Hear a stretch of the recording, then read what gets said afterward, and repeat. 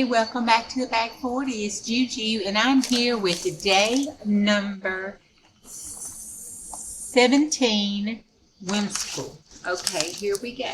This is what I did, and you might have seen this on my house challenge with Jojo at Joanne's Junk Drawn and More.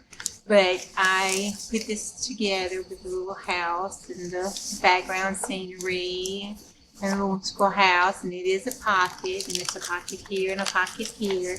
It can be a little hidden pocket right here, and it has a little chimney on it, and that's the back.